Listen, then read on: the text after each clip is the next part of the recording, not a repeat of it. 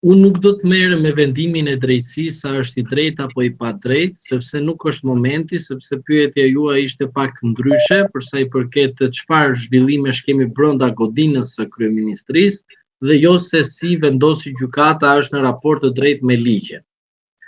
Atëherë unë atë që mendoj që ndodh brenda godinës së kryeministrisë është debat, zëra, do të thoja edhe fjali jo të denjta për sa i përket mënyrës së tyre se si sillen në raport me qytetarët dhe me ata të cilët i kanë votuar. Sepse ju duhet dini diçka.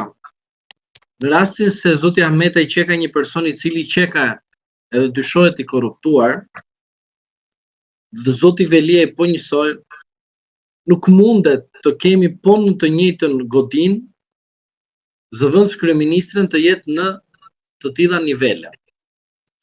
Pra, debati brenda nuk është një debat i cili ka të bëjë në aspektin juridik. Ka të bëjë të një debati që ka të bëjë me sjellje që kanë të dy palët me njëra tjetrën. Sepse kryeministri është titullar i institucionit, zëvendës kryeministria është po ajo që zëvendëson kryeministri si titullar. Prandaj debati është tek keqbesimi, mirëbesimi, por te ky debat, për mendimin tim, fshihet edhe pakti i shpëtimit. Pakti i shpëtimit. Po, sepse e keni fjalën shpëtimit politik apo shpëtimit? Shiko, tek pakti i shpëtimit përfshin edhe politik edhe juridik për zotin Rama. Nuk e keni fjalën për zonjën Balluku? Jo, zonja Balluku juridikisht ka një betejë të gjatë juridike. Politikisht zonja Balluku në çdo moment mund të marrë masa prokuroria ndaj saj të kërkojë dhe heqjen e imunitetit. Sepse prokuroria ka bërë një manovrim, do thosha, në favor të zotit Rama dhe jo në disfavorin e tij.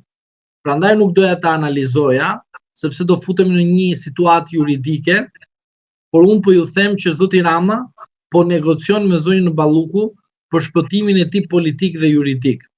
Sepse mos harroni një fjali që ne kemi thënë shpesh herë këtu, që zonja Balluku ka bërë çdo gjë në porosi dhe në mungesë të kryeministrit. Kështu e përcakton edhe ligji i funksionimit dhe organizimit të Këshillit të Ministrave, kryeministri e keni fjalën për në nënshkrimin në fund. Po, nënshkrimi është më i vlefshëm se ai ose teoritë e ndryshme. Prandaj çdo akt që nxjerr Këshilli i Ministrave duhet patjetër të jetë nënshkruar nga kryeministri. Në mungesë dhe në porosi të tij e nënshkruan zëvendës kryeministri, sepse në fund fare kushtetuta thotë që në rast se aktet e Këshillit të Ministrave nuk nënshkruan nga titullari i saj, atëherë ato janë të pavlefshme. Dhe duke qenë në këto rrethana, unë mendoj se zoti Rama po bën një diskutim me tension të lartë, me do thoja debate nga më të ndryshme të çdo lloj niveli. Ju e dini shumë mirë që zoti Rama pas 2013 vendosi kostumin e kryeministrit dhe ndryshoi sjelljen e tij. Zoti Rama nga 1997 në vazhdim ka qenë një figurë ndryshe, krejt ndryshe nga ajo që është në 2013. Prandaj njeriu mund të ndryshojë kostume, po sjellja nuk e ndryshon kurrë. Edhe kur ta vendosësh edhe në vendin më të shenjtë të Perëndis, ai thjesht do të mbuloj mëkatet, po thjesht mëkatet do t'i vazhdoj t'i bëjë. Për si puna e atyre që falen nga mjesi deri në darkë dhe thënë i fala sot mëkatet. Dhe sa po falë mëkatet të nesme ose pas një minutit të vazhdojmë mëkatet në vazhdim. Prandaj dohet ju them që e gjithë situata që unë po shikoj është një situatë që është dhe një pakti shpëtimi për zotin Rama. Do të analizojmë çfarë është pakti shpëtimit. 1. Zonja Balluku ka patur mbështetjen e zotit Rama. Zonja Balluku ka vendosur shumë ministra nga vendet dhe pozicionet që ajo i ka emëruar fillimisht.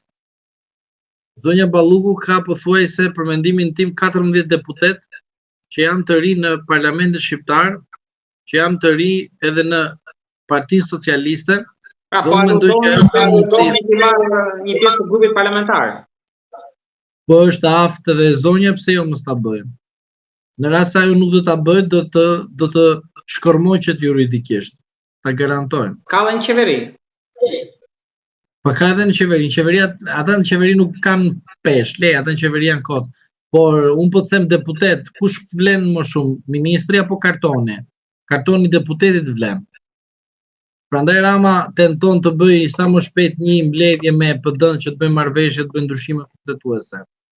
Dhe ky pazar midis